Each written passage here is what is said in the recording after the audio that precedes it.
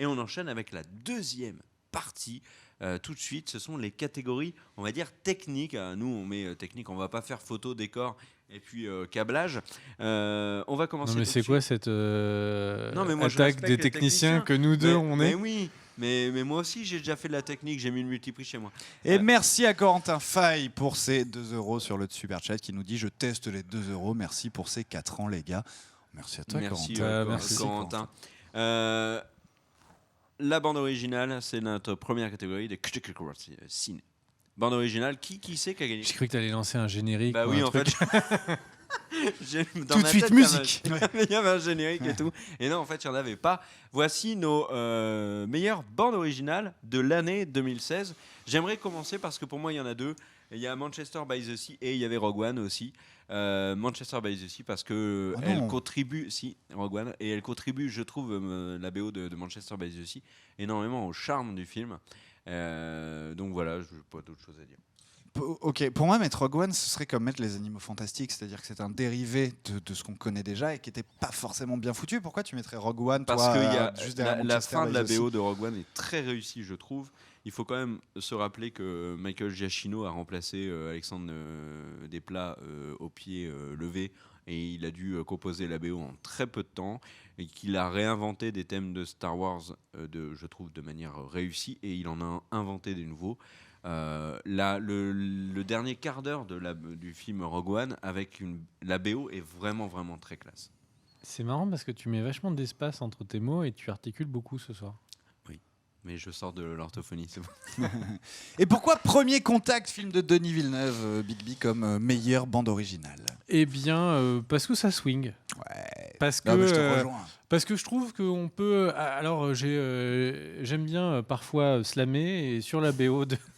Non, peut-être pas. Excusez-moi. Donc, j'étais en train de dire que, eh bien, tout simplement parce que c'est le film où la bande-son avait le plus porté le film. On imagine vraiment ces moments de rencontre du troisième type qui sont vraiment complètement son designés. Il n'y a presque plus de son, de vrais sons de l'espace. Du vaisseau spatial, etc. On a juste eu un sound design, un violon électrique qui est amené, qui en fait est là pour faire imaginer la voix de quelqu'un.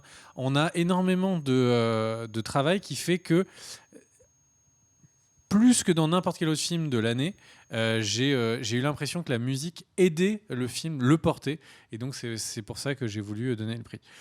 Ouais, bah moi je te rejoins complètement, je vais pas en rajouter beaucoup. Alors, je vais en profiter du coup pour répondre au chat. On nous dit où est La La Land? La La Land est un film de 2017. Oui, et petite précision, donc, il ne pourra pas être dans les ce sont Awards. les films qui sont sortis en France du 1er janvier 2016 au 31 décembre 2016. Ce ne sont pas les sorties américaines.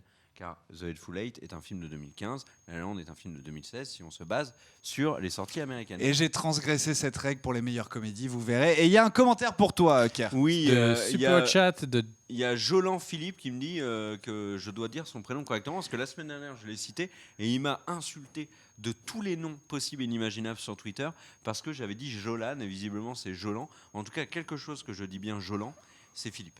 Alors, Bien, merci à toi. le truc, c'est que tu te plantes. C'est un auditeur espagnol. C'est Roland Felipe. Roland. Et on a Arthur G aussi qui nous dit salut les gars, team Denis Villeneuve, je suis bien d'accord avec toi. Et la biflade, pour que Kerr s'achète des nouvelles fringues. Il nous donne 2 €. Je pense que c'est référence à ton pull de la Juventus. Non, mais il faut quand même. Déjà, merci. Là, il va vous expliquer que c'est un footix. Non, Vas-y. pas du tout. Mais non, c'est Si, juste si. que ce Vas-y. sweat, je le trouve beau en fait. Voilà. La Juve, j'aime bien la Juve, mais je ne suis supporter d'aucune équipe. Je trouve mon sweat très joli. Il est joli, pas très, il est sympa, et en sens où il est hyper confortable. Et figurez-vous que je n'avais rien d'autre à me mettre en partant ce soir. Mais arrêtez de me dire Forza UV, etc. Ou brûle ton sweat. Je ne vais pas le brûler, il est hyper confortable. Voilà.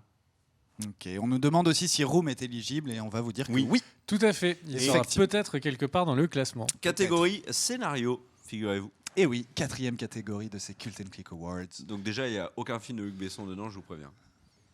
J'ai mis Lucie, moi. Allez, meilleur scénario d'après nous. C'était un cadeau. Manchester by the Sea, deuxième fois cité par Kerr, premier contact, deuxième fois cité par Bigby, et entrée de spotlight dans ces awards pour ma part, alors que Alexandre Mariani nous donne 5 €, merci à toi, via le super chat, et nous dit les gars, je vous aime, post-scriptum, sosie de Kerr, David Hewlett. Juste On un dit truc, Hewlett. c'est vrai que On ça dit fait, Hewlett ça Packard, fait- non ça fait bizarre C'est de Hewlett. voir les dons, etc. C'est pas trop notre trip, mais ça fait plaisir de voir que C'est- vous voulez nous aider. Bon, voilà, Hyper c'est- étonnant. Enfin, ouais. sincèrement, c'est Oui. hyper étonnant. Ouais, c'est, On a juste activé une fonctionnalité, on ouais, en ça a nous- parlé. ouais, ça nous émeut. Mais Et quand on encore voit une fois, des- on le répète, vous n'êtes pas obligé de le faire. Vous faites ce que vous voulez et on ne vous appelle pas à le faire. Non mais Voilà. ceci dit, David Willett, là, donc on est en train de regarder. Alors on vous invite à regarder une image donc de cette personne qui visiblement est le sosie de Kerr pour Alexandre Mariani. Et c'est vrai qu'il est hyper laid quand même le mec. C'est pour ça que je trouve ça super salaud pour toi. Non, est-ce que je peux vous raconter Non mais c'est super salaud pour toi, surtout que tu fais un effort là, tu mets ta barbe, elle est coupée au sabot et tout. Il y a un vrai travail. Vous vous rendez pas compte, mais en plus, alors désolé, c'est Q-Technics Award, mais on divague 2 secondes. C'est que là, Kerr, il a un sweat, vous le voyez pas, mais il a des abdos, les mecs. C'est un truc de ouf. Quand il dormait à la maison, j'avais vraiment envie de toucher en me disant, mais est-ce que c'est vraiment dur ou est-ce que c'est des implants en plastique? C'est vraiment salaud de dire qu'il ressemble à un homme aussi laid, parce qu'au final, Kerr a quand même un sex appeal assez étonnant. Est-ce que je peux raconter une petite anecdote? Il y a quelques années, donc ça doit faire 7-8 ans maintenant, j'étais dans un bar et donc j'étais célibataire et j'ai abordé une demoiselle et il y a eu un bon feeling et la demoiselle, au bout d'un moment dans la discussion, bon, je la trouvais un peu chelou. Au bout d'un moment, la demoiselle me dit je trouve que tu ressembles beaucoup à... comment s'appelle cet acteur-là? Et elle me balance Vin Diesel. Et alors du coup j'ai bloqué, j'ai fait donc je l'ai pris à la rigolade C'est du whitewashing ça. et elle m'a dit non vraiment tu ressembles à Vin Diesel et tout Comment elle voulait te pécho. et moi j'ai bloqué Laisse tomber. et au bout d'un moment en fait j'ai compris qu'elle confondait Vin Diesel et Paul Walker.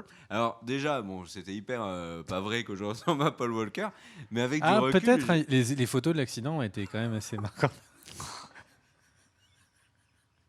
Il avait la petite barbe qui était taillée par. Je crois que c'était la jante droite. mais du coup elle avait confondu Vin Diesel et Paul Walker, ça m'a énormément marqué. Allez, meilleur scénario. Meilleur scénario, Manchester by the Sea. Pourquoi? Parce que ce film, c'est son scénario. T'es pas dans l'ambiance, la Kerr, avec tes Q-Technics Awards. T'étais pas assez rouge non plus. Là, ça y est. Putain, tu as même les spots qui luisent sur ton front. Le truc, c'est que en fait, la grande force de Manchester by the Sea, c'est notamment son scénario. C'est pour ça que je l'ai mis. Et en fait, ce scénario t'emmène exactement là où il veut, et notamment en termes d'émotion. Et c'est quelque chose que j'ai trouvé de remarquable dans ce film. Là, bon, on rigole, etc. Du coup, j'ai pas trop envie de parler de Manchester by the Sea maintenant. J'en parlerai après. Et à toi, mon cher Bigby, pourquoi Premier Contact? Parce que c'est le meilleur scénario. C'est le scénario qui m'a le plus pris à revers. C'est celui sur lequel j'avais le plus de... J'étais extrêmement surpris. J'ai trouvé que les différents personnages étaient particulièrement bien écrits. Et c'est surtout de chez Surtout le film qui est le plus longtemps resté avec moi par la suite. C'est-à-dire que c'est vraiment le film avec lequel j'ai passé pas mal de... Enfin, je perds mon français. Je le vois, il disparaît petit à petit. Tu veux qu'on Et donc- aille chez l'orthophoniste ensemble? Avec plaisir, je pourrais toucher tes abdos. Et, et donc, je sais plus où j'en étais. J'en étais à cette odeur, c'est pas mes pompes, hein. C'est une canalisation C'est qui a immonde. sauté. C'est absolument C'est immonde une- l'odeur là. Alors vous, c'est dommage, Où- nous ne où faisons c'est- pas encore Cult & Click en Où c'est odorama. Daniel? Il y a là, moi honnêtement, ça devient difficile de rester sur le plateau là. Tiens. Ça sent Bon. très très bon ici. Ça Bref. sent très très bon. Donc qu'est-ce qu'on disait? C'est normal. ça. Et, Si, il y a un truc qui monte là. et donc, Oui, oui, bref. c'est pour ça que je me recule. Je me suis dit, tiens, peut-être qu'ici, Je le sens moins d'ici d'ailleurs. C'est vrai. Ouais. Il y a une zone d'air pur. Qu'est-ce qu'on disait? Tu parlais de Premier Contact et de son Premier scénar. Contact, c'est quand même le film qui a posé les questions sur lesquelles j'avais le plus envie d'apporter de réponses et sur lesquelles j'ai eu le plus envie d'aller débattre et parler avec des gens en disant qu'est-ce que vous en avez pensé de cette fin, etc. Et c'était vraiment un plaisir que de reparler de l'histoire de Premier Contact, ce qui a été le cas dans aucun autre film jusqu'à présent Ouais, de l'année. J'ai d'ailleurs eu beaucoup de mal, moi, pour départager. Donc, j'ai mis Spotlight. J'ai eu beaucoup de mal à départager Premier Contact et Spotlight.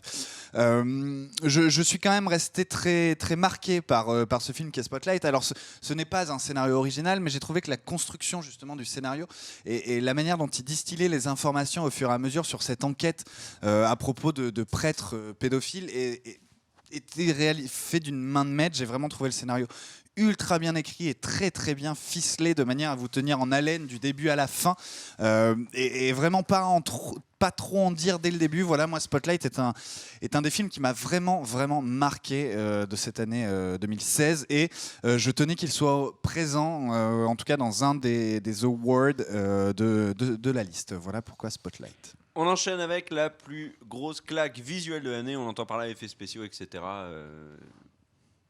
Photos, enfin tout. C'est une catégorie pour tout. La plus belle claque visuelle de l'année, nos vainqueurs. Petit suspense. Premier contact pour Care, Doctor Strange pour Big B et premier contact pour moi-même. Ça vous dit que je commence ? Vas-y. Allez, moi, premier contact, juste pour une scène, ce plan large avec le vaisseau que l'on voit d'ailleurs sur l'affiche. D'ailleurs, je trouve ce vaisseau spatial absolument réalisé de main de maître. J'ai pris C'est un galet du Havre. Comment ? C'est un galet qui a été pris au Havre, qui a été remodélisé en 3D. Exactement, tout à fait. Vous pourrez voir ça d'ailleurs dans le Les making-of infos du film. Bidon. C'est un galet trouvé à Dunkerque par Nolan, qu'il a filé à Villeneuve, et Villeneuve s'est dit « Ah, je vais en faire un vaisseau spatial ». Bref. Mais ça tombe, c'est tout simplement Jacques Villeneuve qui l'a donné à Denis Villeneuve parce que lui, il allait souvent dans les graviers. Donc, Exactement, il faut que vous connaissiez la F1 et que vous ayez plus de 40 ans pour comprendre cette blague. Donc, premier contact, ouais. Moi, rien que le traitement du vaisseau spatial, le traitement sur les martiens. Non, j'allais dire martiens, mais pas du tout. Sur les extraterrestres est très bon. Les effets de caméra, et notamment, je pense à un moment, nous sommes comme ça, enfin, le vaisseau se renverse ou la gravité se renverse et ça donne un effet absolument fou que j'ai ressenti à l'intérieur de moi-même à ce moment-là. J'ai pris une claque folle voilà, sur les effets visuels de ce film. Avant que quelqu'un parle, sur le chat, il y a visiblement des personnes qui nous posent la question de South Park. Donc je suppose que vous n'êtes pas en synchro avec le reste de l'émission, parce que là on est sur la claque visuelle des films de l'année, et South Park du coup n'est pas dans la même catégorie. oui, parce que le film est sorti au courant de l'été 99. Et on nous dit Rogue One pour le traitement du gigantisme sur le chat, mais c'est justement pour ça que j'ai mis Premier Contact, parce que je trouve c'est très rare ces films qui arrivent à nous donner l'impression, et par exemple je vais prendre Pacific Rim où là je trouvais que c'était très raté pour réussir à nous donner l'impression de gigantisme des Jaegers, ça marchait pas des masses, et là ça fonctionne de manière très très bonne. Il a raison Olivier Hertz, il n'y a pas de galet à Dunkerque comme à Coudekerque-Branche et d'autres plages du Nord, il n'y a pas de galet. Bonne intervention. Très bien. Et pourquoi Doctor Strange ? Non mais Kerr n'a pas Tu l'as dit. pas dit déjà, Doctor Non. Bah non. Ah, je croyais. Mais toi tu n'as pas dit pour Premier Contact. Moi c'est simple, je n'ai pas pris de claque visuelle cette année. Donc j'ai fait l'intégralité de la liste des films que j'ai pu voir au courant de l'année. C'est Et triste. je me suis dit lequel s'approche le plus de la claque visuelle cette année. Il y en avait deux, c'était Rogue One et Premier Contact. Et je me suis dit que Premier Contact le méritait largement. Rien ne t'a fait vibrer cette année. Non, sincèrement non.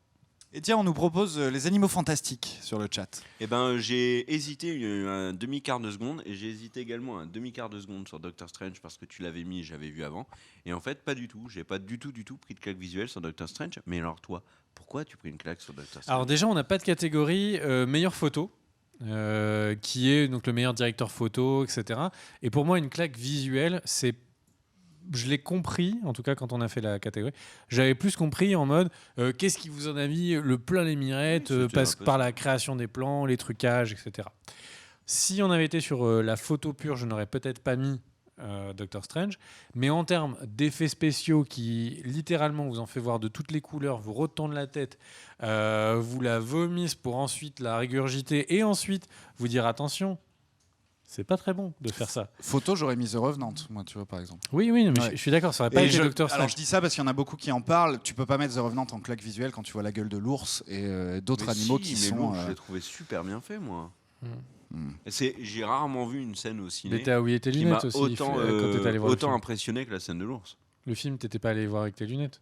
Non Bah Mais je ouais. porte pas de lunettes, donc ça aurait été chelou d'y aller avec mes lunettes. Et du Donc- coup, Doctor Strange. Et du coup, pour Doctor Strange, je trouve que c'est pas grave qu'on réutilise les mêmes effets spéciaux qu'Inception. La La Land Après tout, 2017. c'était pas les effets spéciaux d'un film. Je vois pas pourquoi on n'aurait pas d'autres films qui travaillent sur les mêmes effets pour la réalité qui est du coup un peu triturée, déformée. Bref, pour moi, la claque visuelle, dans le sens les effets spéciaux les plus réussis et qui m'ont fait le plus rêver l'œil, je dirais Doctor Strange. Ok, nouvelle catégorie, on enchaîne avec la réalisation. Du coup, quels sont les réalisateurs et la mise en scène qui nous ont le plus impressionnés en 2016? C'est parti. Y aura-t-il des surprises? Générique. Mhm. Daniel, elle fait ça. Quand Daniel, Est-ce elle fait qu'on ça, a c'est fourni qu'elle la trouve liste pas. à Daniel ou Oui, pas elle l'a. Bah, Daniel, Mise en scène, elle Daniel. ne l'a pas. Elle me dit Daniel, qu'elle- non, mise en scène. réalisation. Tu as dit réalisation, c'est Mais mise en scène. pareil, mise en scène, Non. réalisation, c'est Non. pareil. Et moi, Alors- je commence par... Ah non, là, je t'arrête de suite. Dis pas sur une émission de ciné que réalisation et mise en scène, c'est Mais pareil. je sais, mais faisons Ah. bref, sinon l'émission va durer 3 heures. Moi, j'ai mis Manchester by the Sea et je dirais plus tard pourquoi. Si tu veux me balancer un truc, Daniel, lance un truc qui peut aller jusqu'à moi. Voilà, ne nous crache pas dessus. Enfin. Concept de la gravité. Manchester by the Sea, j'en parlerai plus tard. Pourquoi toi, The Revenant, Big B? Déjà, Première apparition de The déjà, Revenant. on dit coucou à Laurent S, un petit jeune du 93 salut. Qui est plus si jeune que ça. qui est Mais venu on ne sur le lui chat, dira jamais en qui est face. un des premiers parce qu'il est très auditeurs musclé. de Cult and Click. Je me souviens que c'était pendant les premières émissions, il n'arrêtait pas d'essayer de m'envoyer des messages sur Twitter pour avoir vos numéros de téléphone, avoir vos avis sur tous les cinémas et séries. Donc Laurent S, un gros fan de Cult and Click. Bah écoute, bisous à toi. Yo Titan. C'est un plaisir de pouvoir te parler. Qui fait d'ailleurs, j'ai vu, il fait quelques dessins sur Twitter comme ça des gens qui sont fans. Donc Titan sur Twitter. Bref, On donc, enchaîne parce que là, on est sacrément à la bourre. The Revenant. The Revenant, je sais, Meilleure mise en scène. meilleure mise en scène. Ouais. Bah sans doute. Ils l'ont sacrément bien mis en scène. Oui. Qu'est-ce que je disais? L'argument. Mais t'es sûr? J'ai mis ça. Je sais pas, Oui, remets, t'as tiens, tu mis, peux nous Tu peux le remettre t'as mis le remettre, s'il te review. plaît, T'as mon mis cher Daniel. avec une. Oui, ouais. et donc The Revenant, évidemment, tout simplement. Ah bah voilà, quand j'ai l'affiche. Tout simplement parce que j'ai vachement hésité avec d'autres films, notamment avec The Hateful Eight. Parce qu'un huis clos tenu aussi bien, c'est quand même hyper impressionnant. Mais c'est un film, The Revenant, que j'ai trouvé bien réalisé et qui prend le risque que beaucoup de films avec DiCaprio ne prendraient pas, qui est de faire des plans qui prennent leur temps, où on est là pour découvrir les intentions des personnages. Et donc une caméra qu'il faut pas l'oublier, qui sait se balader des plans séquences improbables avec les Indiens, des plans, enfin des plans de bataille qui sont réalisés à l'heure actuelle. Je ne sais toujours pas comment ils ont fait pour tenir certaines des séquences où la caméra elle est comme ça, elle est à hauteur d'homme et puis d'un seul coup elle passe sur un cheval. Notamment l'intro. Ce qui est normalement pas possible. Donc il y a dû avoir des raccords ou des trucages que j'ai pas vu. Donc la mise en scène que j'ai trouvée la plus réussie de l'année.